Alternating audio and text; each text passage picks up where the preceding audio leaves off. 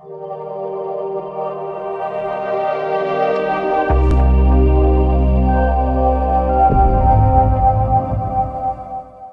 दोस्तों welcome in discover Rajasthan की discover के जूनियर अकाउंटेंट टीआरई के लिए हमारा कंप्यूटर की क्लास चल रही थी, जिसमें हमने क्या किया था। सबसे पहले तो हमने क्या इंट्रोडक्शन ऑफ कंप्यूटर किया था, इंट्रोडक्शन ऑफ कंप्यूटर। ये करने के बाद हमने कंप्यूटर के इनपुट और आउटपुट डिवाइस देखे थे, जो कि बहुत इंपॉर्टेंट है। आज अपने कंप्यूटर मेमोरी की बात करेंगे, ठीक है। मेमोरी जो अपनी मेमोरी को अपने परिभाषित कर सकते हैं किस चीज से। देखो कोई भी चीज है उसके याद रखने की क्षमता, जैसे अपनी मेमोरी क्या है, अपने क्या याद रख सकते हैं, वैसे यहाँ पे भी कंप्यूटर की अलग अलग मेमोरी है। कुछ ऐसी होंगी जो हाथों हाथ गायब हो जाएगी, कुछ लंबे समय तक स्टोर रखेगी। उनको पूरा डिटेल से जानेंगे चार्ट से अपने अच्छे से। सबसे पहले देखो कंप्यूटर मेमोरी की बात है, मस्तिष्क से समान है, ठीक है, जो अपने बात कर रहे थे। ये कोई याद रखने वाली बात नहीं है। जैसे क्वेश्चन आएंगे ना वो मैं आपको बताता चलूंगा। अब जो कंप्यूटर मेमोरी है डाटा और इंफॉर्मेशन को स्टोर करता है, जो भी अपने वहां पे काम करते हैं। जैसे अभी मैं यहाँ पे जो काम कर रहा हूँ कंप्यूटर पे, वो किस हिसाब से यहाँ पे स्टोर होगा या नहीं होगा, और अगर बीच में लाइट चली जाती है तो क्या होगा, किस प्रकार की मेमोरी यहाँ पे स्टोर होगी, सारी चीजें अपने जानेंगे। एक स्टोरेज स्पेस है और डाटा और इंफॉर्मेशन रखा जाता है जो प्रोसेस संसाधित किया जाना है। तो सबसे पहले तो आपको ये ध्यान रखना है कि मेमोरी 3 प्रकार की होती है। वैसे तो 2 होती है मुख्यतः, लेकिन ये कैच मेमोरी होती है। देखो ये आपके मोबाइल में भी आजकल होती है। देखो जो भी अपनी मोबाइल एप्लीकेशंस है, जैसे आप इंस्टाग्राम चला रहे हो तो आप उसकी मोबाइल की सेटिंग में जाके देखोगे, एप्स में जाके, तो इसकी कुछ कैच मेमोरी यूज करेगा, जहाँ पे आपका देखो कुछ ऐसा डाटा होगा जो डिलीट हो चुका हो या ऐसा। क्योंकि ये जब भी कैच बनती है जब अपने कुछ चलाते हैं, जैसे अपने रील देख ली 15-20, तो कुछ यहाँ पे कैच जनरेट हो जाएगा, ठीक है। वो आप तो क्या है कि ऑटोमेटिक वहां पे डिलीट भी हो जाएगा और वो किसी काम का नहीं है, एंड टू एंड डिलीट हो जाता है। तो कैच मेमोरी फिर आपकी होती है प्राइमरी मेमोरी, फिर सेकेंडरी मेमोरी आ जाएगी। इसके बारे में हम जानेंगे अच्छे से। सबसे पहले अपने बात करेंगे दोस्तों कैश मेमोरी। ये सबसे ज्यादा उच्च गति की होती है और सेमीकंडक्टर मेमोरी होती है, जो सीपीयू और मुख्य मेमोरी की गति बढ़ा देती है, जो कि सीपीयू की और मुख्य में। सीपीयू आपके क्या होता है दोस्तों, एक मदरबोर्ड में इधर एक डिवाइस होता है, सीपीयू मेन उसी का ही काम होता है। जो कंप्यूटर का दिमाग है ना, वो सीपीयू ही कहा जाता है। और जो सीपीयू द्वारा बार बार इस्तेमाल भी की जाती है ये, और डेटा और प्रोग्रामों में कुछ ऑपरेटिंग सिस्टम के द्वारा डिस्क से कैश मेमोरी में स्थानांतरित किए जाते हैं। अभी नेक्स्ट स्लाइड में आपको दिखाऊंगा कैसे काम करेगी। सबसे पहले तो आपको ये ध्यान रखना है आपके एग्जाम की दृष्टि से जो चीज है, कि जो कैश मेमोरी है तेज होती है और ये मुख्य मेमोरी की तुलना में एसएस टाइम का उपयोग करती है, कम टाइम का। अस्थायी उपयोग होता है, टेम्परेरी। अगर लाइट चली गई तो ये गायब हो जाएगी, ठीक है। स्टोर करती है ये प्रोग्राम को, और छोटी अवधि में ये के लिए स्टोर की जाती है। ये देखो इसमें अपने जान सकते हैं। जैसे ये तो आपकी है रैम, ठीक है, ये प्राइमरी मेमोरी होती है रैम, ये है आपकी प्राइमरी मेमोरी। इसके बारे में अपने बाद में जानेंगे, अभी अपने कैच मेमोरी की बात करेंगे। तो ये है सीपीयू। अब यहाँ से सीपीयू क्या है कि कैच मेमोरी का यूज करता है प्राइमरी मेमोरी में कुछ डाटा भेजने के लिए। ऐसे देख सकते हो, यहाँ पे ये कैच मेमोरी है, ये मेन मेमोरी है रैम, और ये सेकेंडरी मेमोरी है सीडी। तो यहाँ पे ये स्पीड बढ़ाएगा, यहाँ पे कैश मेमोरी क्या करेगी, स्पीड बढ़ाएगी, गति बढ़ाएगी। और अगर यहाँ पे ये डाटा ट्रांसफर यहाँ तक नहीं हुआ और पहले ही लाइट चली गई, तो ये कैश मेमोरी क्या है, गायब हो जाएगी, गायब हो जाएगी बीच में से। तो इस तरीके से आप याद रख सकते हो। और नीचे भी एक मैप है, इसमें अगर आपसे याद रहे तो, ठीक है। सीपीयू में कैसे देखो कैश मेमोरी है, RAM can not be keep with speed of processor, so cache store data will be instruction. मतलब कि जो रैम है ना, वो इसके अनुसार एकदम स्पीड से नहीं चल सकते, इसलिए बीच में कैच मेमोरी आ जाती है। अब ये कैश मेमोरी है तो रैम क्या करेगी, देखो processor can access the data in RAM at the faster pace than storage device. तो रैम क्या है कि स्टोरेज डिवाइस से भी थोड़ी फास्ट होती है, लेकिन रैम से फास्ट कैच होती है, ठीक है, ये ध्यान रखना। फिर मेमोरी डिवाइसेस आ जाते हैं अलग अलग, जैसे सीडी डीवीडी जो भी है, हार्ड डिस्क वगैरह, ये अलग डिवाइस आ जाते हैं। तो कैश मेमोरी फास्ट होती है और ये अगले डाटा पहुंचाने तक काम आती है, प्राइमरी सेकेंडरी तक, ठीक है, मेन मेमोरी तक। अब इसकी भी कुछ सीमाएं होती है कैश मेमोरी की। क्या होती है? बहुत महंगी होती है, सीमित दक्षता होती है इसकी, एक लिमिटेशन इसकी भी है। अब अपने बात करेंगे दोस्तों प्राइमरी मेमोरी या मेन मेमोरी की बात करेंगे। ठीक है, इसमें आपके क्या है कि दोस्तों सबसे पहले अपने चार्ट में देख लेते हैं। देखो मेन आपके प्राइमरी मेमोरी में दो पार्ट होते हैं, एक रैम एक रोम। ठीक है, read only memory, random access memory. तो रैम के अंदर आपके एस रैम और डी रैम आ जाता है, स्टैटिक रैम और डायनेमिक रैम। फिर इसमें आपके P ROM, EP ROM, EEP ROM, इन सबको अपने जानेंगे डिटेल से।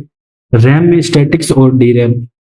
तो जो प्राइमरी मेमोरी है ना दोस्तों, ये केवल उन डेटा और निर्देशों को जमा करके रखती है जिस पर वर्तमान कंप्यूटर काम कर रहा है।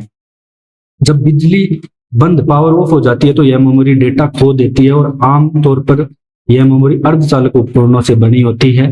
ठीक है, सेमीकंडक्टर से बनी होती है, मतलब सिलिकॉन आधारित ट्रांजिस्टर इसमें उपयोग में लिए जाते हैं। रैम रैंडम एक्सेस मेमोरी कहते हैं। और रोम क्या होता है? रीड ओनली मेमोरी होता है। और जो रैम है दोस्तों ये वोलेटाइल है। इसके बारे में भी मैं आपको बताऊंगा क्या चीज होती है वोलेटाइल, नॉन वोलेटाइल क्या होती है, इरेजेबल, नॉन इरेजेबल। ठीक है, देखो सबसे पहले आपको ये जानना है कि अगर रैम में आपने डाटा, जो बिजली चलेगी तो आपका डाटा चले जाएगा। रैम होती है ना, तो आप ये जैसे मदरबोर्ड होता है, ये देखो इस फोटो में दिख रहा होगा आपको, ये मदरबोर्ड, तो ये सॉकेट बनी होती है, ये रैम है। इस प्रकार की रैम होती है। अब ये रैम में भी अलग अलग टाइप आते हैं, DDR1, 2, 3। अब जैसे आपका मोबाइल है, मोबाइल के अंदर भी रैम आती है, 8 GB रैम अपने देखते हैं, लेकिन जो उसका रोम होता है वो 128 GB होता है। ठीक है, रैम 8 GB, रोम 128 GB। रोम में आपका परमानेंट डाटा स्टोरेज रहता है। रैम में एप्लीकेशन वर्क करने के लिए यूज ली जाती है मुख्य तौर पे। ठीक है, अब जो मेन मेमोरी की विशेषताएं क्या होती है प्राइमरी मेमोरी में बात करें तो कंप्यूटर में काम आने वाली वर्किंग मेमोरी है। इसकी गति मुख्य मेमोरी से तेज होती है और प्राइमरी मेमोरी के बिना ये नहीं चल सकती, मेन मेमोरी की अगर हम बात करें। फिर इसके बाद दोस्तों रैम की बात करेंगे, सिर्फ रैम। इसके अंतर्गत अपने रैम की बात करेंगे। देखो सबसे पहले हमने प्राइमरी मेमोरी की में जाना कि प्राइमरी मेमोरी क्या है, इसमें हम रैम और रोम पढ़ेंगे। तो सबसे पहले अपने रैम के बारे में बात करेंगे, इसको बोलते हैं अपने रीड ओनली मेमोरी। ठीक है, सॉरी रैंडम एक्सेस मेमोरी बोलेंगे रैम को। और उपयोगकर्ता के साथ इंफॉर्मेशन लिख भी सकते हैं। रैम किसी भी स्थान का पता निर्दिष्ट करने के बाद उस स्थान तक पहुंचा जा सकता है। ठीक है, और रैम को रैंडम एक्सेस माना जाता है क्योंकि इसमें हम किसी भी मेमोरी का सीधा एक्सेस कर सकते हैं और मेमोरी सेल का एड्रेस पता कर सकते हैं और जहां पे अपन ने डाटा स्टोर किया है उसका एड्रेस पता कर सकते हैं। अब इसमें भी दो आ जाती है आपकी, एक तो डायनेमिक, एक स्टैटिक्स। डी रैम और एस रैम इस प्रकार से भिन्न है, ये समय समय पर रिफ्रेश होती रहती है। एस रैम डी रैम से तेज होती है और जो एस रैम की कॉस्ट ज्यादा आती है डी रैम की तुलना में। एस रैम सामान्यतः सीपीयू कैचे के लिए उपयोग होती है और डी रैम कंप्यूटर की मुख्य मेमोरी के लिए उपयोग होती है। ठीक है, तो जो स्टैटिक्स रैम है वो तो कैचे के लिए और कैश मेमोरी के लिए, और जो डायनेमिक रैम है वो किसके लिए? मुख्य मेमोरी के लिए। अब इसमें भी क्या है कि आपका ईडीओ एक आ जाता है, एक्सटेंड डाटा आउटपुट। देखो इसमें क्या है कि ईडीओ रैम्स में किसी भी मेमोरी स्थान लोकेशन तक पहुंचा जा सकता है, 256 इंफॉर्मेशन बिट्स तक लेचेस में स्टोर करता है। और जो एस डी रैम है, ये रैम चिप्स उसी क्लॉक रेट का उपयोग करती है जो कि यहाँ पे आपके DRM और SDRAM जो भी डेटा यहाँ पे स्थानांतरित होता है इन किनारों पे on the both edges of clock. अभी इसमें आपको देखो SRAM DRAM में अंतर देख लेते हैं अपने पहले। SRAM क्या होता है कि लोअर एसेस टाइम लेता है, फास्टर कंपेयर टू DRAM। तो जो स्टैटिक्स रैम है आपकी ये फास्टर होती है किसकी तुलना में? DRAM की तुलना में। ठीक है, हायर एसएस टाइम, जो देखो एसएस टाइम जो कम लेगी कोई भी काम करने के लिए तो फास्ट होगी, सीधी सी बात है। ये ज्यादा एसएस टाइम लेगी तो ये स्लोअर देन SRAM होगी। कॉस्टली SRAM जो फास्ट है वो महंगी होगी, DRAM स्लो है लेकिन ये सस्ती है। SRAM require constant power supply which means the type of memory consume more power. इसको लगातार पावर चाहिए होती है SRAM को क्योंकि ये कैश मेमोरी यूज करती है। अब जो DRAM है ना ऑफर्स रिड्यूस पावर कंजप्शन, कम करती है ये due to complex internal circuitry, less storage capacity is available compare to the same physical size of DRAM memory chip. Due to the small internal circuitry 1 bit memory cell of DRAM the large storage capacity is available. तो यहाँ पे आपको storage capacity ज्यादा मिलेगी। Low packaging density और high packaging density, main आप इसमें यही याद रखना बस एग्जाम की दृष्टि से, SRAM आपकी फास्ट है, DRAM आपकी स्लो है, इतना याद रख लेना बस, ठीक है। SRAM और DRAM में बस इतना याद रखना है। और ये प्राइमरी मेमोरी में आती है रैम, ध्यान रखना, रैंडम एक्सेस मेमोरी। और यहाँ पे डाटा आपका क्या है, इरेज हो जाएगा, ये भी ध्यान रखना है। ये देख सकते हो आप, देखो वोलेटाइल मतलब contents are lost when the device is powered off, तो इसलिए रैम क्या है, वोलेटाइल है, इसलिए इसे वोलेटाइल बोला गया। रोम नॉन वोलेटाइल क्यों है, क्योंकि contents are retained even when the device is power off, अगर कंप्यूटर आपका स्विच ऑफ हो गया तो भी आपका डाटा यहाँ पे बचा रहेगा। इसके बारे में भी जानेंगे, पहले अपने रोम के बारे में जान लेते हैं, रीड ओनली मेमोरी। तो सबसे पहले तो ये जानना है, रैम वोलेटाइल थी तो ये क्या है, नॉन वोलेटाइल, नॉन वोलेटाइल है, ये ऐसा ही लिखा जाएगा यहाँ पे हिंदी में भी। और बिजली जाने पे मतलब इसकी क्या है कि आपका डाटा पड़ा रहेगा, सेव रहेगा, जो भी अपने फोटो वगैरह बाद में। अब इसमें क्या है कि पी रोम आ जाता है, ईपी रोम आ जाता है, फ्लैश मेमोरी आ जाती है, इसको समझेंगे अपने अच्छे से। और इसमें और भी अन्य आते हैं जैसे मास्क रोम, एम रोम भी बोलते हैं, फ्लैश। अब ईपी रोम का मतलब होता है इरेज प्रोग्रामेबल रोम, पी रोम का मतलब है प्रोग्रामेबल रोम, ईपी रोम का मतलब है इलेक्ट्रिकली इरेज प्रोग्रामेबल रोम, ठीक है। सबसे पहले आपको रोम की फुल फॉर्म पता होनी चाहिए, read only memory, read only memory. अब रीड ओनली जो आपकी मेमोरी है, अब इसके बारे में तीनों देखो। सबसे पहले पी रोम, ईपी रोम, इनको अलग अलग क्यों बनाया गया, देखो दोस्तों, जो पी रोम था ना, प्रोग्रामेबल रीड ओनली मेमोरी, सबसे पहले तो इसकी फुल फॉर्म याद रखोगे आप, ये खाली होती है पहले। अगर आपने इसमें यहाँ पे कोई भी प्रोग्राम है वो राइट कर दिया या डाटा मान लो डाल दिया कोई भी, आप उसको क्या है कि जो भी कोई भी सहायता है उसको चेंज नहीं कर सकते अगर वहां पे कोई एरर आ गई। अगर यहाँ पे कोई एरर आ गया ना तो आप पी रोम में उसको चेंज नहीं कर सकते, मिटा नहीं सकते, इसलिए बाद में ईपी रोम लाया गया। ईपी रोम क्या होता है, ईपी रोम आपका होता है erasable programmable read only memory. अब इसमें क्या होता है कि अगर आप कोई काम कर रहे हो, ये खाली है पहले, अब यहाँ पे आपको कुछ भी वर्कशीट या कुछ भी बना रहे हो, वहां पे एरर आ गया तो उसको आप इसकी सहायता से यूज कर सकते हो, अल्ट्रा वायलेट। तो ये ध्यान रखना है कि ईपी रोम में यूवी रेज से आप डाटा को इरेज करते हो, यूवी रेज की सहायता से डाटा को इरेज करते हो, जबकि ईईपी रोम में एक और ई लग गया तो मतलब इलेक्ट्रिकली इरेजेबल, मतलब अब आप किससे इरेज करोगे डाटा को, इलेक्ट्रिकली इरेज करोगे, ठीक है। अगर कोई भी गलती आती है तो वो इलेक्ट्रिकली इरेज हो जाएगी बहुत सारी सेमीकंडक्टर चिप्स के द्वारा। अब यहाँ पे ये ध्यान रखना, पी रोम में डाटा आपका इरेज नहीं होगा, ईपी रोम में होगा लेकिन यूवी रेज से होगा, ईईपी रोम में किससे, इलेक्ट्रिकली इरेज होगा। तो यही चीजें यहाँ पे दोस्तों लिखी गई है जो आपके इस पेज वाली स्लाइड पे है, तो सेम वही चीज लिखी गई है। तो अब अपने देखो इसमें क्या है कि थोड़ा डिफरेंस जान लेते हैं, रैम और रोम में क्या डिफरेंस होता है। ये रोम है दोस्तों, रोम कुछ ऐसा दिखता है और रैम ऐसी दिखती है। Random access memory, read only memory, ये तो, और ये सिंपल डेफिनेशन है, a form of data storage that can be accessed randomly at the any time in any order and from the physical location. और ROM क्या है, a form of data storage that can not be easily altered और reprogrammed, इसे अपने reprogram नहीं कर सकते, ये सिर्फ डाटा स्टोर करता है।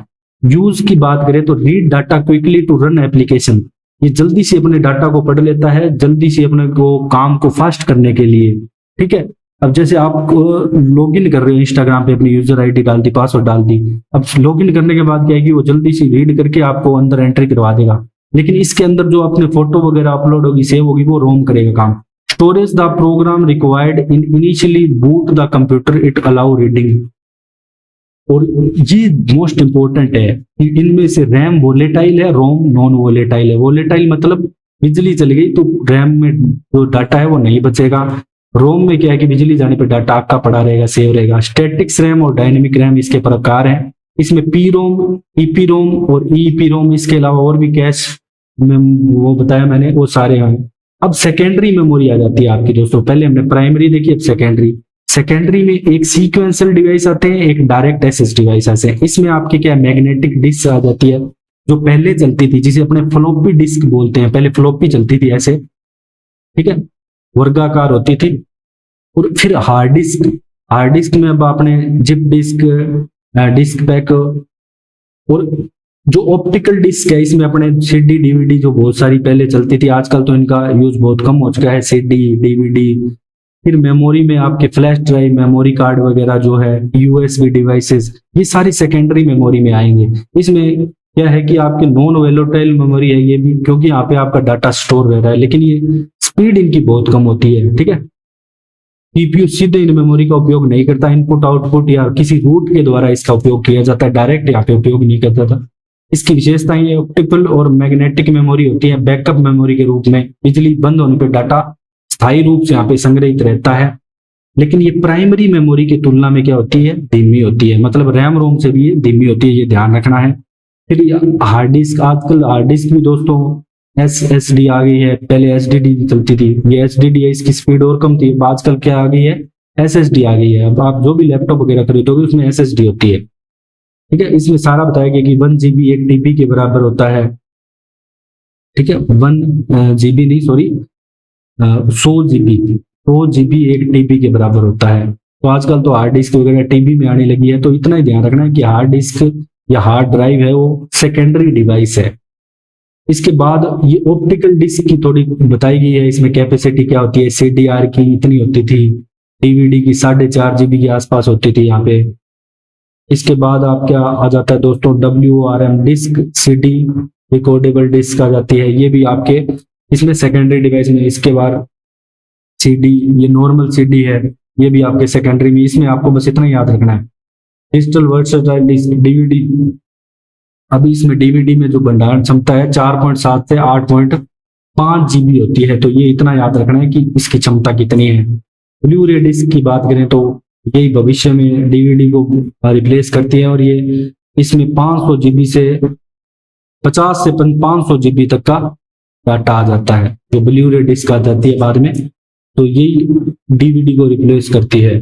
फिर इसके बाद आपके पेन ड्राइव आ गई, ठीक है, स्मार्ट मीडिया कार्ड आ गए, secured SD card, digital card आ गए, मिनी SD कार्ड आ गया, माइक्रो SD कार्ड आ गया। मोबाइल वगैरह में भी पहले अपने यूज करते थे, आजकल तो मोबाइल में इतनी स्टोरेज आने लग गई। तो ये सारी आपकी क्या है कि दोस्तों हमने पढ़ी, इसमें हमने प्राइमरी मेमोरी पढ़ी, सेकेंडरी मेमोरी पढ़ी, कैश मेमोरी पढ़ी। तो ये आपका मेमोरी वाला टॉपिक यहाँ पे कंप्लीट होता है। अगर आपको डिस्कवर राजस्थान का कंटेंट पसंद आ रहा है तो डिस्कवर राजस्थान को ज्यादा से ज्यादा शेयर करें, सब्सक्राइब करें। Thanks for joining discover Rajasthan.